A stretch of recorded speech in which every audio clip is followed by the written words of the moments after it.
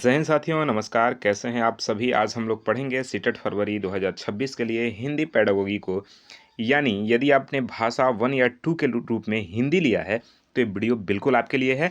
इसमें हम लोग करने वाले क्या हैं, इसमें प्रीवियस ईयर क्वेश्चन को विस्तृत व्याख्यात्मक हल के साथ देखेंगे और कैसे किस तरह के प्रश्न पूछे जा रहे हैं और उसके आसपास किस तरह के प्रश्न बन सकते हैं, उन तमाम प्रश्नों पे चर्चा करने वाले हैं। तो नमस्कार, मेरा नाम विवेक पांडे है और आप देख रहे हैं टुडे एग्जाम स्टडी का यूट्यूब प्लेटफॉर्म। हम लोग इससे पहले एनसीईआरटी क्लास 6, 7, 8 सभी सब्जेक्ट को एसएसटी यानी हिस्ट्री, ज्योग्राफी और पॉलिटी तीनों कंप्लीट कर चुके हैं। आज से हिंदी कुछ मॉक टेस्ट आएंगे और फिर अलग अलग सब्जेक्ट के आपके लिए मॉक टेस्ट आएंगे। क्या आप चाहते हैं कमेंट करके ज़रूर बताइएगा कि किस तरह के प्रश्न आपके लिए आएँ। सबसे पहले, जैसा कि आप जानते हैं, हिंदी में गद्य और पद्य दो तरह के प्रश्न पूछे जाते हैं। लिखा है कि निर्देश है कि नीचे दी गई कविता की पंक्तियों को पढ़कर पूछे गए प्रश्नों यानी प्रश्न संख्या 91 से 96 में सही यानी सबसे उपयुक्त, एक तो सही प्रश्न का उत्तर देना है और दूसरा जो सबसे उपयुक्त हो, सबसे ठीक हो सकता है कि प्रश्न के चारों विकल्प ठीक हैं, लेकिन उन चारों में जो सबसे बेस्ट हो उसका उत्तर आपको चयन करना है। तो देखेंगे आप, लिखा है, पूर्व चलने के बटोही बाट की पहचान कर ले, है अनिश्चित किस जगह पर सरित गिरी गहियर मिलेंगे, है अनिश्चित किस जगह पर वाग वन सुंदर मिलेंगे, किस जगह यात्रा खत्म हो जाएगी यह भी अनिश्चित, है अनिश्चित कब सुमन कब कंटकों के सर मिलेंगे। आगे है, कौन सहसा छू जाएंगे मिलेंगे कौन सहसा, आ पड़े कुछ भी रुकेगा, तू न ऐसी आन कर ले, पूर्व चलने के बटोही वाट की पहचान कर ले। ये है आपके पंक्ति दिए हुए हैं। अब इस पंक्तियों से प्रश्न आपसे पूछा जा रहा है। प्रश्न है कि कविता की, जो आपने कविता पढ़ा उस कविता की पंक्तियों में यात्रा किस विशेषता की ओर संकेत किया गया है। कविता की पंक्तियों में यात्रा की किस विशेषता की ओर संकेत किया गया है। आप फिर से कविता, आप अपने स्तर से एक बार कविता को पढ़िए और बताइए कि इसमें किस यात्रा की ओर विशेष संकेत दिया गया। पढ़िए आप।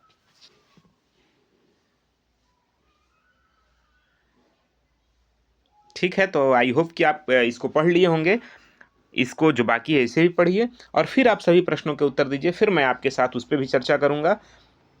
देखिए, प्रश्न है, अब आप प्रश्न देखिए और इसका सही विकल्प बताइए। देखिए, जब आप इस पंक्ति को पढ़ेंगे ना, आप ऊपर पढ़े होंगे तो प्रश्न नंबर 91 के जो सही विकल्प होंगे। अच्छा, प्रश्न 91 क्यों है? क्योंकि प्रीवियस ईयर क्वेश्चन में भाषा पेपर 1 है, इसलिए 91 से शुरू हुआ है। ठीक है ना। तो इसका विकल्प 3 सही है, यानी अनिश्चितता की ओर।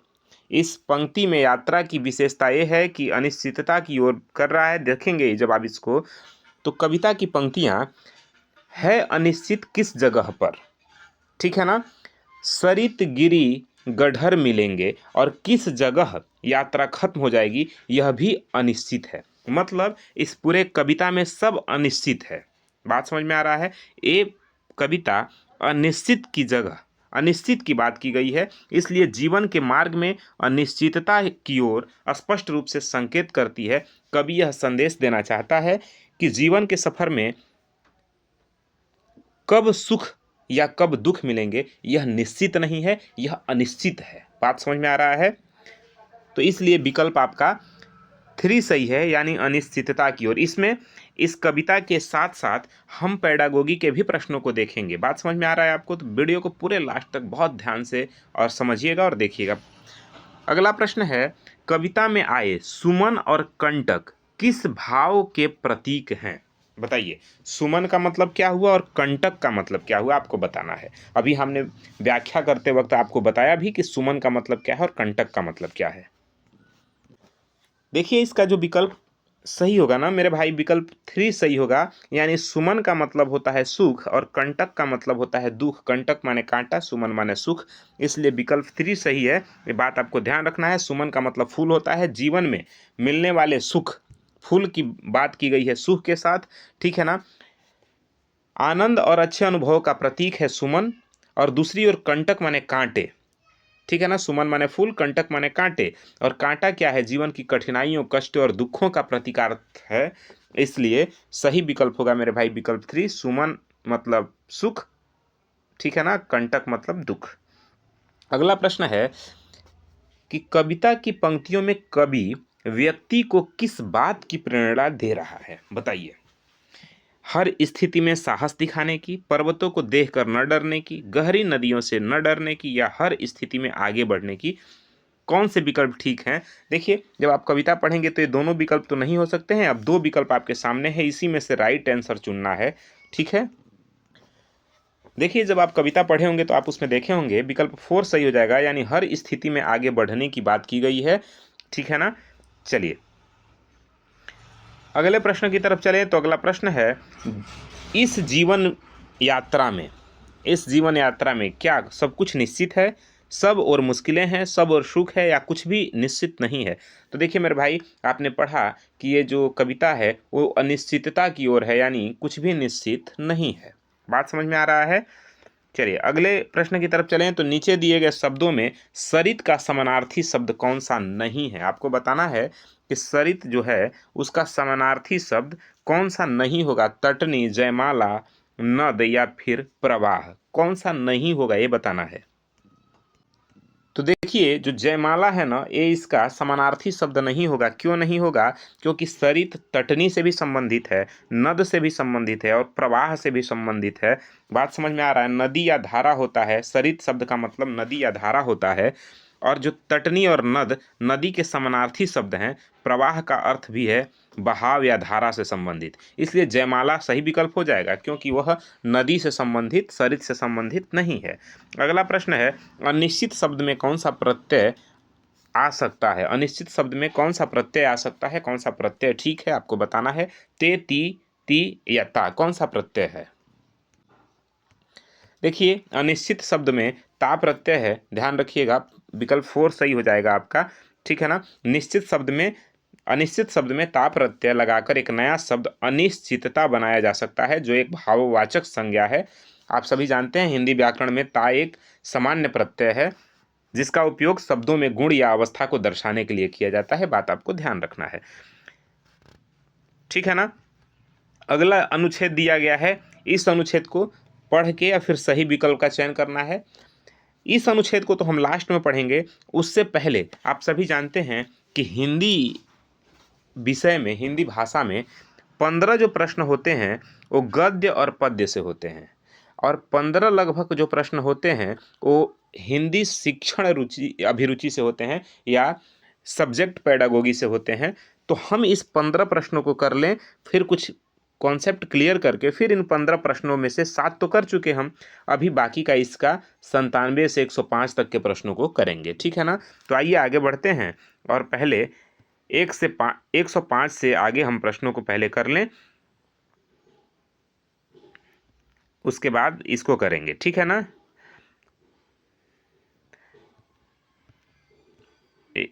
आगे देखिए 104 नंबर है और 105।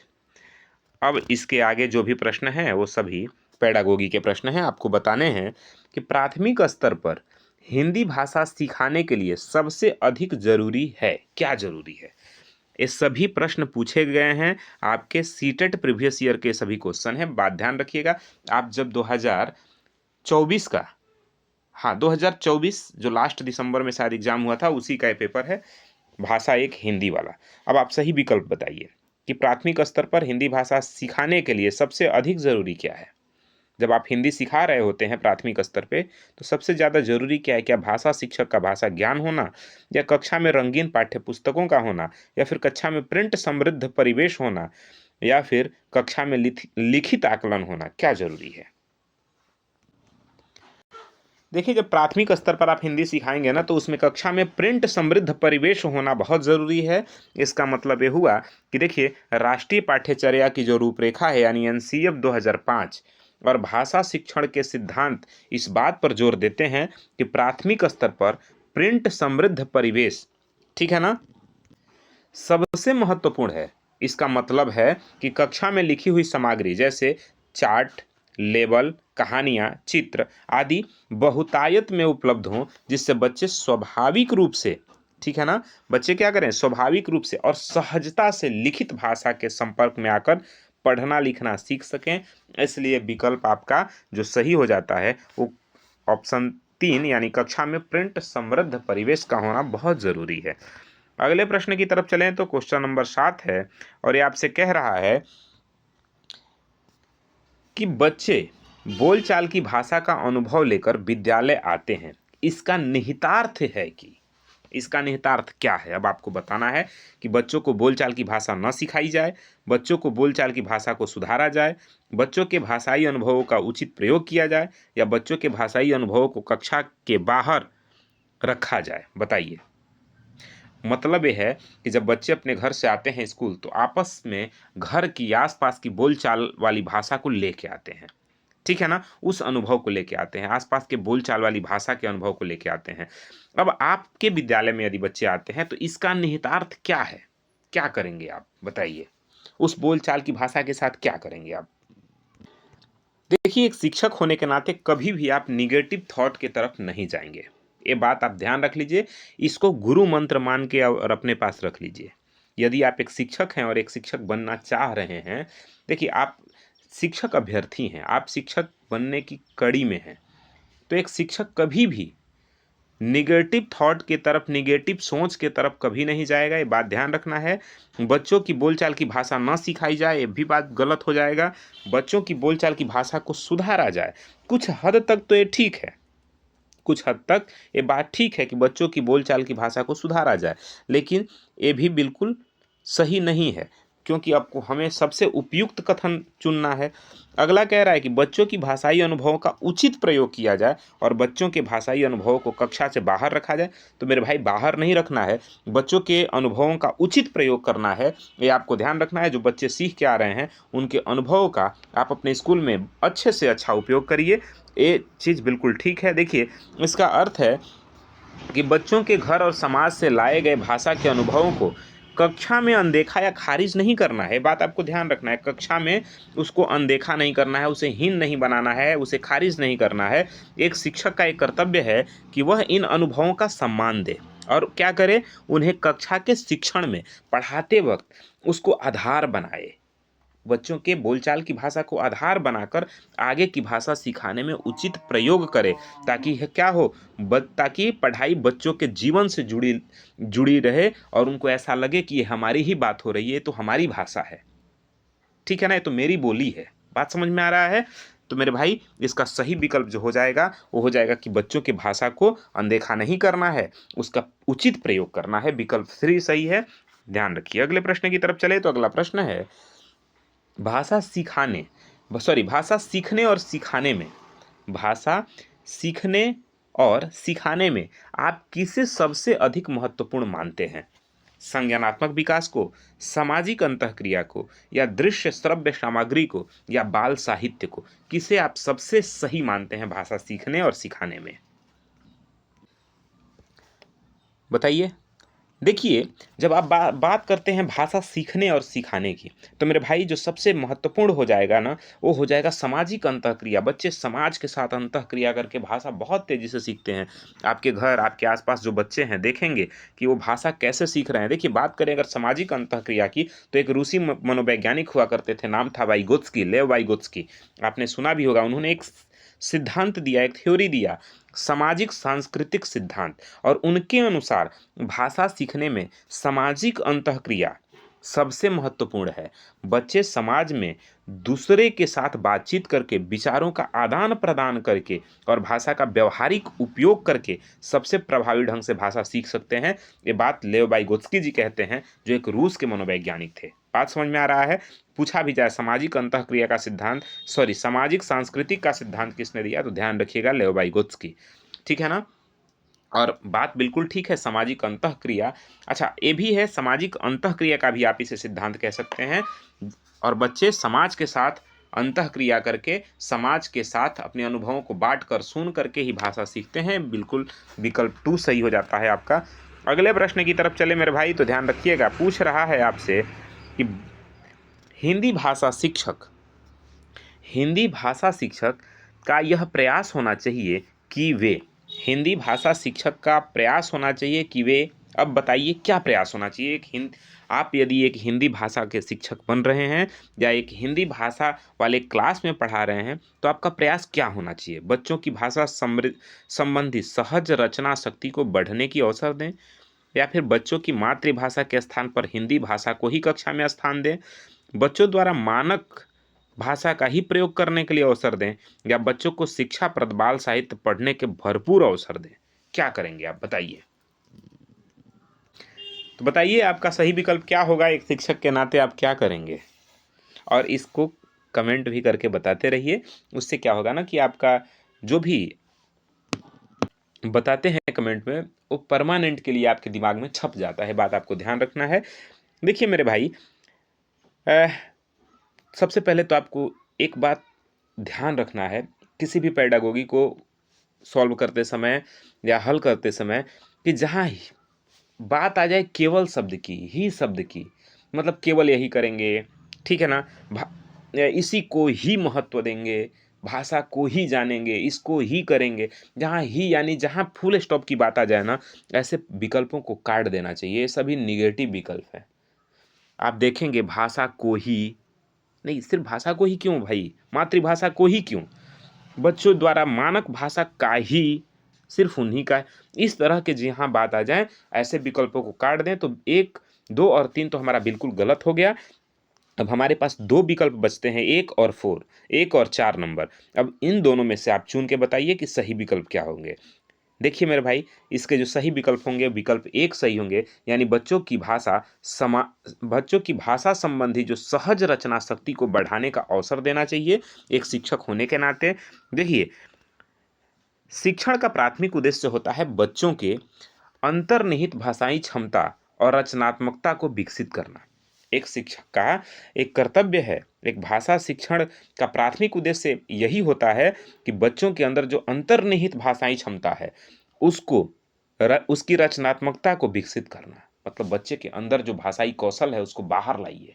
एक तो ये देखिए, बच्चों की भाषा संबंधी सहज रचना शक्ति को बढ़ाने का अवसर दें, यह विकल्प सबसे उपयुक्त है क्योंकि यह बच्चों की स्वाभाविक क्षमता को पोषित करने पर जोर दे रहा है, बच्चों के स्वाभाविक क्षमता को बढ़ाने पर जोर दे रहा है, जिससे वे भाषा का प्रयोग विभिन्न संदर्भों में बहुत अच्छे ढंग से कर सकते हैं और कर पाते हैं। तो इसलिए विकल्प 1 सही है। बात करें अगर दूसरे विकल्प की, तो देखिए मेरे भाई, बच्चों की मातृभाषा के स्थान पर हिंदी भाषा को ही कक्षा में स्थान दे, यह एक नकारात्मक अभ्यास है, यह एक नकारात्मक बात है, एक निगेटिव थॉट है, क्योंकि राष्ट्रीय पाठ्यचर्या की रूपरेखा एनसीएफ 2005 ये कहता है कि बहुभाषिकता को एक संसाधन मानना चाहिए आपको। बात समझ में आ रहा है, केवल मातृभाषा नहीं, केवल हिंदी भाषा नहीं, एनसीएफ ये कहता है कि कक्षा बहुभाषी हो तो और बेस्ट है, ठीक है ना। अगला जो है तीसरा विकल्प क्यों गलत है, क्योंकि बच्चों द्वारा मानक भाषा का ही प्रयोग करने के लिए अवसर दें। ये बात, मानक भाषा महत्वपूर्ण है, लेकिन प्राथमिक स्तर पर केवल उसी भाषा पर जोर देने से बच्चे अपनी सहज भाषा का प्रयोग करने से घबराते हैं, डरते हैं, इसलिए विकल्प 3 भी गलत है। अगला है जो चौथा विकल्प है वो क्यों गलत था, तो वो इसलिए गलत था क्योंकि बच्चों को शिक्षाप्रद बाल साहित्य पढ़ाने के भरपूर अवसर दें, यह अच्छा अभ्यास है, बिल्कुल ठीक है, लेकिन यह केवल पढ़ने तक सीमित है, जबकि विकल्प 1 भाषा के समग्र विकास पे, ठीक है ना, सभी आयाम को फॉलो करता है, सभी समग्र विकास को डेवलप करता है, इसलिए एक विकल्प जो विकल्प ए है वो बिल्कुल सही है। बात समझ में आ रहा है, आप समझ रहे होंगे कि किस तरह से विकल्प 1 सही है। बात समझ में आ रहा है ना। अगले प्रश्न की तरफ चलें तो अगला प्रश्न कह रहा है कि कक्षा 5 के बच्चों के भाषा आकलन के संदर्भ में आप किस सवाल को सबसे कमजोर मानते हैं। आप कक्षा 5 में बच्चों को पढ़ा रहे हैं, भाषा आकलन के संदर्भ में आप किस सवाल को सबसे कमजोर मानते हैं बताइए। केशव सबसे क्या कहता होगा, केशव सबसे क्या कहता होगा, कल्पना करके केशव के शब्दों में लिखो, ये सवाल है एक। दूसरा सवाल है, यदि इला तुम्हारे स्कूल में आए तो उसे किन किन कामों में परेशानी होगी, दूसरा सवाल। तीसरा है, अपने दोस्तों से पूछकर पता करो कि कौन किस बात से घबराता है। और चौथा सवाल है, ईदगाह कहानी में हामिद ने मेले से क्या खरीदा। अब बताइए, यदि आप कक्षा 5 के बच्चों को भाषा आकलन के संदर्भ में बता रहे हैं, तो आप किस सवाल को सबसे कमज़ोर मानते हैं, सबसे कमतर आँकते हैं? बताइए। 4 सवाल आपके सामने हैं, वो चारों सवाल विकल्प के रूप में आपके सामने हैं, बताइए।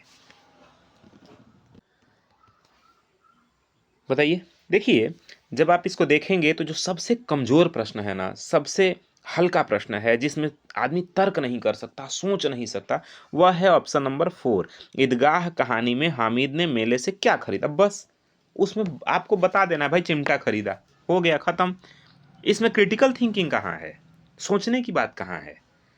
और हमारा ये शिक्षा जो एनसीएफ है और ये जो न्यू एजुकेशन पॉलिसी है, ये आपको क्रिटिकल थिंकिंग पे जोर दे रही है। आपको सोचना है, समझना है, तर्क करना है। यहाँ तो तर्क की बात ही नहीं है। मैंने पूछा कि आप मेले गए, क्या खरीदे? आपने कहा जिलेबी, बात खत्म। बात समझ में आ रहा है? इसमें सोचने की कहाँ बात थी? देखिए, इसलिए विकल्प 4 सही हो जाएगा, सबसे कमतर ये है। देखिए, भाषा का आकलन उद्देश्य देखिए, भाषा का आकलन का उद्देश्य बच्चों की समझ, तर्क शक्ति और अभिव्यक्ति की कौशल का मूल्यांकन करना होता है। मेरे भाई ध्यान रखिएगा, भाषा का आकलन का मेन उद्देश्य जो होता है वो बच्चों की समझ, तर्क शक्ति, अभिव्यक्ति और मूल्यांकन का करना होता है। ठीक है ना? विकल्प 1। देखिए, दूसरा और तीसरा यह प्रश्न मुक्त छोर, ठीक है, मुक्त छोर वाले हैं। इनमें बच्चों को कल्पना करने, अपने विचार व्यक्त करने और दूसरे से बात करने का अवसर मिलता है, जो उच्च स्तरीय भाषा कौशल का आकलन करते हैं। ठीक है ना? पहला, दूसरा और तीसरा विकल्प जो है वो सभी सही हैं। क्यों? क्योंकि यह मुक्त छोर है, ओपन है एकदम, आप खुल के सोचिए उस पे। इनमें बच्चों की कल्पना करने की, विचार करने की, ठीक है ना, विचार को अभिव्यक्त करने का सभी अवसर मिल रहा है। लेकिन जो ईदगाह कहानी में हामिद ने मेले से क्या खरीदा, यह एक बंद प्रश्न है। ठीक है ना? इसमें आप सोच नहीं सकते, तथ्यात्मक प्रश्न है मेरे भाई, जिसमें केवल एक ही निश्चित उत्तर है, वह है चमटा। बात समझ में आ रहा है? चलिए अगले प्रश्न की तरफ चलें। तो अगला प्रश्न है कि भाषा का अति महत्वपूर्ण प्रकार्य है, भाषा का अति महत्वपूर्ण प्रकार्य है क्या? सुनना, अक्षर का ज्ञान करना, संप्रेषण या फिर लेखन? तो देखिए मेरे भाई, भाषा का जो सबसे महत्वपूर्ण कार्य है वह है संप्रेषण का कार्य। किसका कार्य? संप्रेषण का कार्य, यानी विचारों का आदान प्रदान करना ही संप्रेषण है। भाषा का मूल मूल जो कार्य होता है वो विचारों, भावनाओं और सूचनाओं का आदान प्रदान करना होता है, और इसे ही कहते हैं संप्रेषण। ठीक है ना? जब तक आप कम्युनिकेशन नहीं कर सकते हैं, ठीक है ना, जैसे आप सुन रहे हैं पर आप अपनी विचारों को व्यक्त नहीं कर पा रहे हैं, भाषा क्या है? भाषा, सबसे पहली बात तो यही सोचिए आप कि भाषा है क्या, भाषा कहते किसे हैं? तो मेरे भाई ध्यान रखिएगा, भावों की अभिव्यक्ति भाषा होती है। यानी जब तक आप अपनी बात को दूसरे तक नहीं कह पा रहे हैं, दूसरे तक पहुंचा नहीं पा रहे हैं, तब तक आपको भाषा का ज्ञान है ही नहीं। बात समझ में आ रहा है? तो जहाँ पे हम अपनी सूचनाओं का आदान-प्रदान करें, उसे ही संप्रेषण कहते हैं। और सुनना, अक्षर का ज्ञान, लेखन सभी संप्रेषण के माध्यम या पहलू हैं, लेकिन संप्रेषण स्वयं में भाषा का संपूर्ण आकार है, सबसे महत्वपूर्ण हिस्सा है, जो व्यापक हिस्सा है। बात समझ में आ रहा है?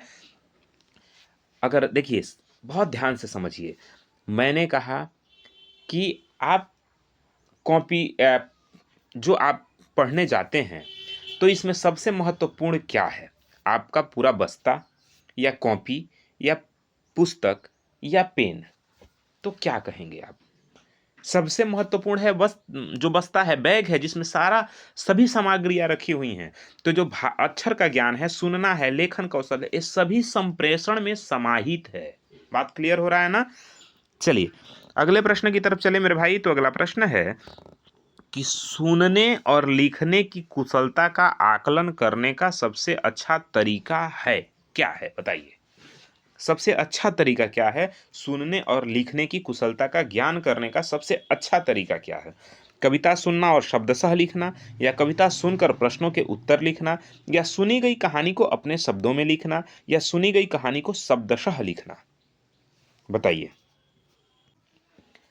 देखिए, सबसे जो अच्छा सुनने और लिखने की जो सबसे अच्छी तरीका होती है ना, सबसे अच्छा कुशलता होता है ना, वो होता है विकल्प 3 सही है। यानी सुनी गई कहानी को अपने शब्दों में जो लिखना है, वह सुनने और लिखने की सबसे बेस्ट आकलन है। बात समझ में आ रहा है ना?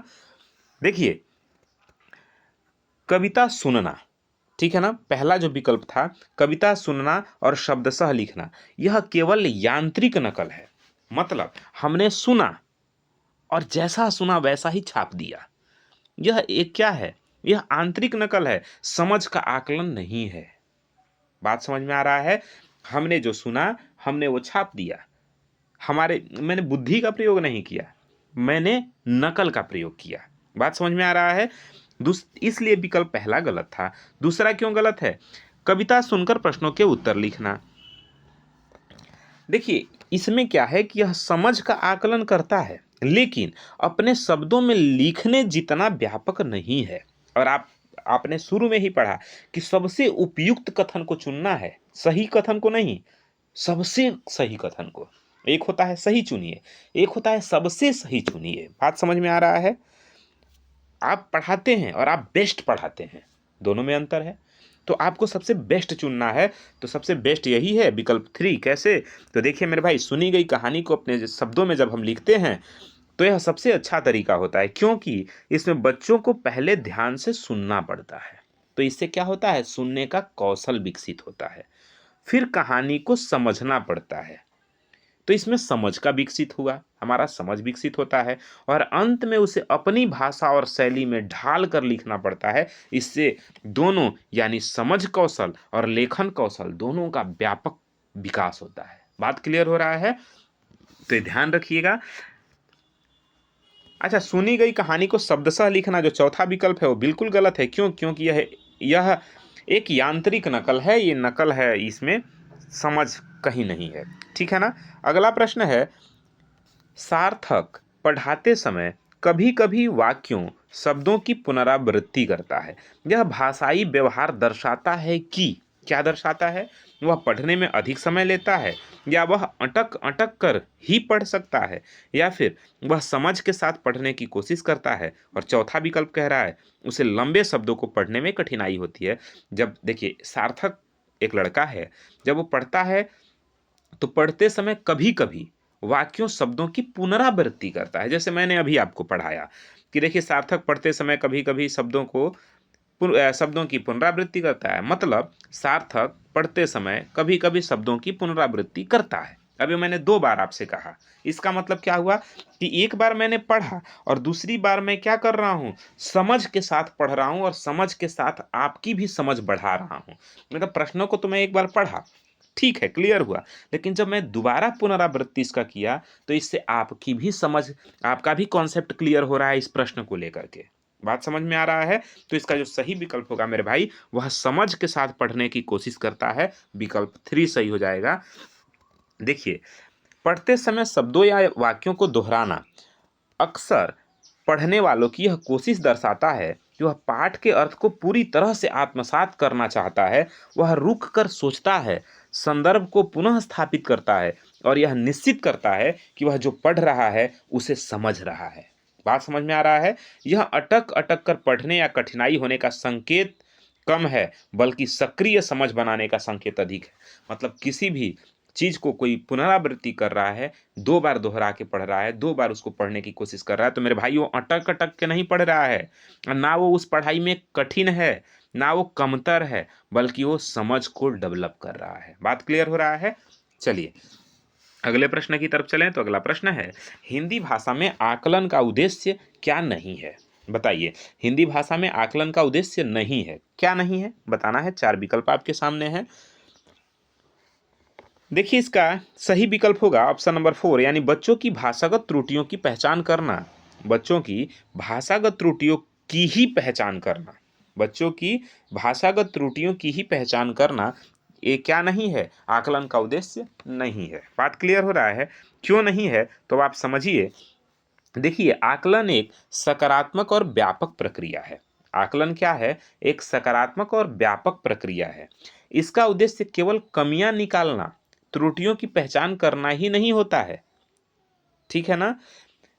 विकल्प जो पहला, दूसरा और तीसरा था, उसमें क्या है कि देखिए, आकलन के सकारात्मक उद्देश्य हैं, जैसे प्रगति की जानकारी देना, विशेष जरूरतों को पहचानना और शिक्षण प्रक्रिया में सुधार करना। त्रुटियों की ही पहचान करने में जो ही शब्द है ना, इस उद्देश्य को सीमित करता है और नकारात्मक बना देता है, इसलिए यह विकल्प गलत है। बात समझ में आ रहा है? ठीक है ना? और हमको जो जवाब देना था वो गलत विकल्प का जवाब देना था, तो चूंकि विकल्प चौथा गलत है इसलिए हमारा विकल्प 4 सही हो जाता है। ये बात आपको ध्यान रखना है। अभी मैंने थोड़ी देर पहले भी आपको समझाया, जो ही शब्द है ना, ही शब्द किसी भी प्रश्न को सीमित कर देता है, किसी भी जवाब को रोक देता है, सीमित कर देता है। तो ही शब्द जहां लगे ऐसे विकल्प को मेरे भाई आंख बंद करके काट दीजिएगा, वो विकल्प आपके गलत हो जाएंगे। बल्कि नहीं शब्द पूछे हों तब मत काटिएगा, क्योंकि नहीं, जैसे अभी क्वेश्चन पूछा ना कि कौन सा सही नहीं है, तो जो ही शब्द लगा होगा वही सही नहीं होगा। बात क्लियर हो रहा है ना? चलिए अगले प्रश्न है कि आपके विचार से प्राथमिक स्तर पर उत्कृष्ट लेखन कार्य का उदाहरण है। कौन सा उत्कृष्ट लेखन कार्य का उदाहरण है? 4 विकल्प है मेरे भाई आपके सामने, सही विकल्प बताइए कि उत्कृष्ट लेखन का उदाहरण कौन सा है।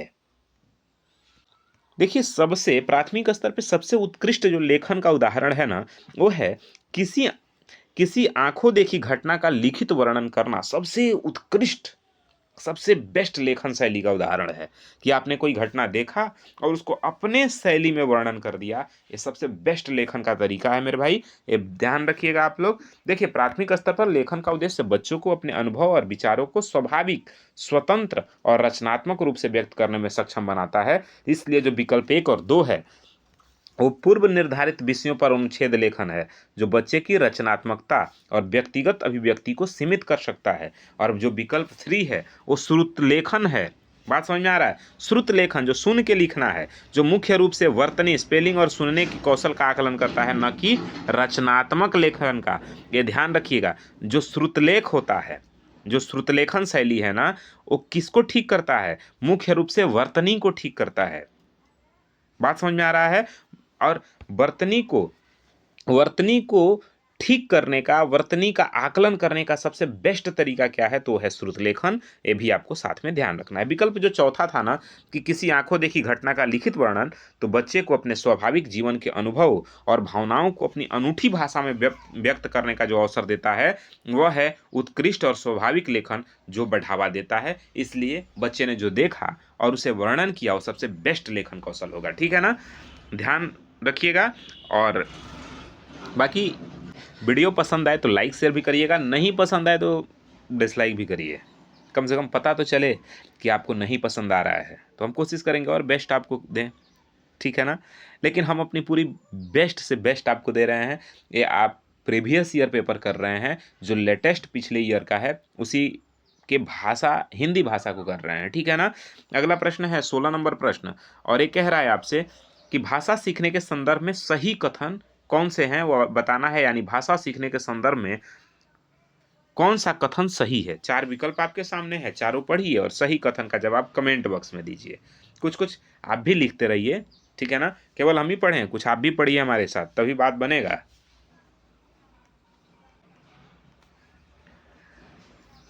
देखिए, इसका जो सही विकल्प होगा वो विकल्प 1 होगा, यानी बच्चों में भाषा अर्जित करने की जन्मजात क्षमता होती है। बात बिल्कुल ठीक है। भाषा सीखने के संदर्भ में बच्चों में भाषा अर्जित करने की जन्मजात क्षमता नहीं होती है, बात गलत है। बच्चे विद्यालय आकर ही भाषा सीखते हैं, भी बात बिल्कुल गलत है। हम समाज में अंतःक्रिया करके यानी विचारों को आदान प्रदान करके भी भाषा सीखते हैं और अनुकरण करके भाषा सीखते हैं। बच्चे विभिन्न संचार माध्यमों से ही भाषा सीखते हैं। ही शब्द आ गया, इसका मतलब ये सीमित कर दिया, इसलिए विकल्प 4 भी गलत है। ठीक है ना? देखिए, जो बच्चे में भाषा अर्जित करने की जन्मजात जो क्षमता होती है, यह कथन जो है ना, वो एक भाषाविद हैं नोम चॉम्स्की। ठीक है ना? ये नोम चॉम्स्की के भाषा अर्जन सिद्धांत से लिया गया है।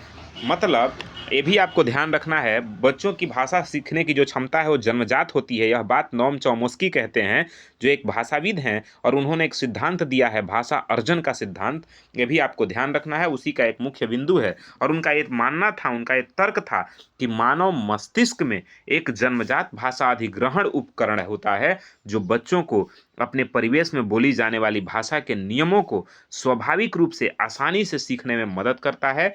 जो अन्य विकल्प हैं, यानी दूसरा, तीसरा और चौथा, वो भाषा सीखने को पूरी तरह से बाहरी कारकों या औपचारिक शिक्षा तक सीमित कर देते हैं, जो कि स्वाभाविक भाषा अर्जन की बात हो रही थी। इसलिए सभी विकल्प गलत हैं, विकल्प एक बिल्कुल ठीक है।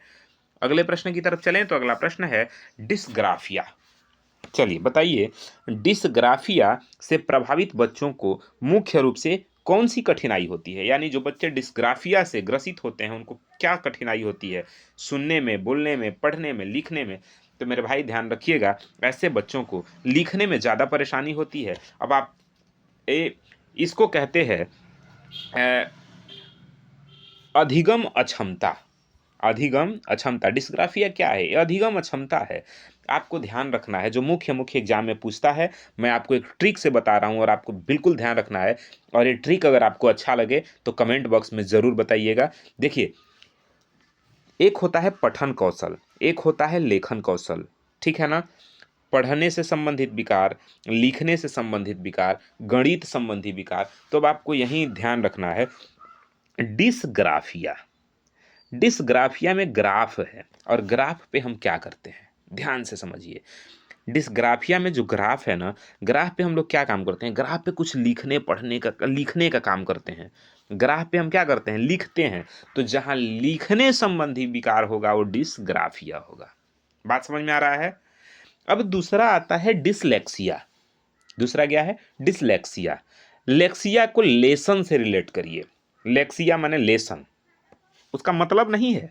मैं एक ट्रिक बता रहा हूँ आपको, कैसे रिलेट करेंगे आप याद करने के। तो डिसलेक्सिया, लेक्सिया माने लेसन, लेसन को हम क्या करते हैं? पढ़ते हैं। लेसन को क्या करते हैं? पढ़ते हैं। तो डिसलेक्सिया जो है वो पठन संबंधी विकार है। कैसा विकार है? जिस बच्चे में डिसलेक्सिया होगी उसको पढ़ने संबंधी विकार होगा। कलम को कमल पढ़ेगा। बात समझ में आ रहा है ना? आज जिसको डिस्ग्राफिया होगी उसको लेखन संबंधी विकार होगा, कमल को कलम लिखेगा। बात समझ में आ रहा है ना? अच्छा, एक होता है डिसकैलकुलिया। कैलकुलिया को कैलकुलेटर से याद रखिए। कैलकुलिया और कैलकुलेटर, कैलकुलेटर पे हम क्या करते हैं? कुछ गुणा गणित करते हैं, कुछ जोड़ते घटाते हैं ना। तो क्या है? गणित है। यानी गणितीय संबंधी जहां विकार हो उसे डिसकैलकुलिया कहेंगे। ये आपको ध्यान रखना है। बात क्लियर हो रहा है? यानी ग्राफ माने लिखना, डिस्ग्राफिया हो गया। लिखने संबंधी विकार डिस्ग्राफिया। डिसलेक्सिया, लेक्सिया माने लेसन, लेसन माने पढ़ना, पढ़ने से संबंधी विकार हो गया और डिसलेक्सिया हो गया। डिसकैलकुलिया, कैलकुलेटर, कैलकुलिया से कैलकुलेटर याद रखिए, और कैलकुलेटर पे हम गणित से कुछ काम करते हैं, गणितीय संबंधी। तो जहां गणितीय विकार हो उसको कहते हैं डिसकैलकुलिया। ये बात आपको ध्यान रखना है। चलिए आगे चलते हैं और समझते हैं इसको। देखिए मेरे भाई, डिस्ग्राफिया है एक सीखने की अक्षमता है जो मुख्य रूप से लिखने की प्रक्रिया को प्रभावित करता है मेरे भाई। इससे प्रभावित बच्चों को खराब हस्तलेखन यानी हैंडराइटिंग बहुत गंदी होती है, वर्तनी की त्रुटि होती है, कलम को कमल लिखते हैं, कमल को कलम लिखते हैं, ठीक है ना? और अपने विचारों को सुसंगत लिखित रूप में व्यवस्थित करने में कठिनाई होती है उनको। और वहीं पे डिसलेक्सिया जो होता है, ठीक है ना? क्या मेरे भाई? डिसलेक्सिया वो पठन संबंधी विकार है, यानी पढ़ने से संबंधित विकार है, जबकि डिस्ग्राफिया लेखन संबंधी विकार है। ये ध्यान रखिएगा। डिसलेक्सिया क्या है? पठन संबंधी विकार। और डिस्ग्राफिया क्या है? लेखन संबंधी विकार। डिसलेक्सिया, लेक्सिया माने लेसन, लेक्सिया माने लेसन, अभी मैंने बताया लेक्सिया माने लेसन, और लेसन में हम क्या करते हैं? पढ़ते हैं। डिसग्राफिया, ग्राफ में क्या करते हैं? कुछ बनाते हैं, कुछ लिखते हैं, तो लेखन संबंधी। डिसकैलकुलिया, कैलकुलिया में कैलकुलेटर का काम, कैलकुलेटर से गणितीय संबंधी विकार। ध्यान रखिएगा, ठीक है ना? अगले प्रश्न पे चलें तो अगला प्रश्न है, प्राथमिक स्तर पर हिंदी पाठ्य पुस्तक में सर्वाधिक महत्वपूर्ण। आपको बताना है, प्रश्न है कि प्राथमिक स्तर पर हिंदी भाषा की पाठ्य पुस्तक में आप किसे सर्वाधिक महत्वपूर्ण मानते हैं? प्राथमिक स्तर की हिंदी भाषा की पाठ्य पुस्तक में आप किसे सर्वाधिक महत्वपूर्ण मानते हैं? बहुत प्रसिद्ध लेखकों को प्रसिद्ध रचनाएं उनको अच्छा मानते हैं, या नैतिक मूल्यों वाली कहानी कविताएं उनको अच्छा मानते हैं, या बहुतायत में दिए गए अभ्यास कार्य जिसमें हो उसको बेस्ट आप मानते हैं, या फिर हिंदी भाषा को विविध रूप देने वाली रचनाएं जो हैं उनको आप प्राथमिक स्तर पर हिंदी भाषा की पाठ्य पुस्तक के रूप में बेस्ट मानते हैं? चार विकल्प आपके सामने है, सही विकल्प का चयन करके आपको बताना है। देखिए मेरे भाई, इसका जो सही विकल्प होगा ऑप्शन नंबर 4 होगा, यानी हिंदी भाषा को विविध रूप देने वाली जो रचनाएँ हैं, ऐसे हम पाठ्य पुस्तक को हिंदी भाषा के रूप में सर्वाधिक महत्वपूर्ण मानते हैं। ऐसा क्यों है? क्योंकि प्राथमिक स्तर पर भाषा शिक्षण का मुख्य उद्देश्य बच्चों को भाषा के समृद्ध और विविध रूपों, विभिन्न शैलियाँ, विधाएँ, इसके संदर्भ से परिचित कराना है, ताकि वे विभिन्न स्थितियों में भाषा का प्रभावी ढंग से प्रयोग कर सकें। केवल प्रसिद्ध लेखकों की रचनाएँ या नैतिक कहानियाँ पाठ्यक्रम को सीमित कर सकती हैं, ठीक है? बात समझ में आ रहा है? बहुतायत में अभ्यास कार्य प्रदान करना भी रटंत विद्या है और वो रटंत विद्या को बढ़ावा देता है। जबकि भाषा के विविध रूप बच्चे की भाषाई समझ और अभिव्यक्ति क्षमता को बढ़ाते हैं और हमेशा हमें क्रिटिकल थिंकिंग पे जोर देना है, समझ आधारित विकल्पों को चुनना है, रटने वाले विकल्पों को जो सीमित कर दे, बाँध दे, ऐसे विकल्पों को बिल्कुल छाँट देना है, बात आपको ध्यान रखना है। एक दिन हम आपको पॉजिटिव और नेगेटिव वर्ड से कैसे बचना है इस पे भी चर्चा करेंगे। आने दीजिए, एग्ज़ाम को नज़दीक, उस पे हम चर्चा करेंगे आपके सामने। फ़िलहाल हम लोग पढ़ रहे हैं, इसको कर लेते हैं अच्छे से, ठीक है ना? अगला प्रश्न है, बहुभाषिक कक्षा के संबंध में है कि बहुभाषिक कक्षा में बच्चों की भाषाएँ क्या होती हैं? संसाधन के रूप में कार्य कर सकती हैं या शिक्षक के लिए बेहद जटिल चुनौती है, आकलन की प्रक्रिया को बाधित करती है, भाषा सीखने की प्रक्रिया को बाधित करती है? तो मेरे भाई ध्यान रखिएगा, जहाँ पे बाधित करने वाली बात आ जाए, उसको काट देना है, विकल्प 1 ठीक है। यानी जो बहुभाषा होता है, वो हमारे कक्षा में, क्लासरूम में एक संसाधन का कार्य करता है, न कि बाधा के रूप में। ठीक है ना?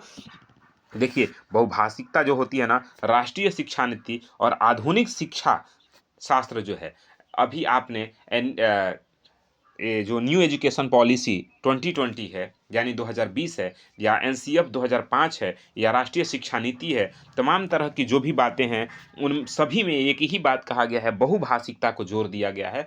जो बहुभाषिकता का मतलब होता है मेरे भाई, जहाँ अलग-अलग बोली, विचार, भाषा के लोग हों, वो बहुभाषिकता कक्षा है। जैसे केवीएस में आप होते हैं, तो वहाँ आप जाने होंगे, सुने होंगे कि तमिल बोलने वाला बच्चा है, तेलुगु वाला, कन्नड़ वाला, गुजराती, मलयालम, मराठी, हिंदी, सभी इंग्लिश, सभी भाषाओं के बच्चे हैं, तो बहुभाषिकता कक्षा है। ऐसे कक्षा बहुत अच्छा होता है, वो चुनौती नहीं है, उसको चुनौती के रूप में नहीं लेना है, बल्कि एक मूल्यवान संसाधन के रूप में, रिसोर्स के रूप में आपको देखना है, ठीक है ना? शिक्षक बच्चों की मातृभाषाओं का उपयोग कक्षा में एक दूसरे के साथ संवाद करने, अवधारणाओं को स्पष्ट करने और अन्य भाषाओं को सीखने के लिए एक सेतु का कार्य कर सकता है, एक ब्रिज का, एक पुल का कार्य कर सकता है।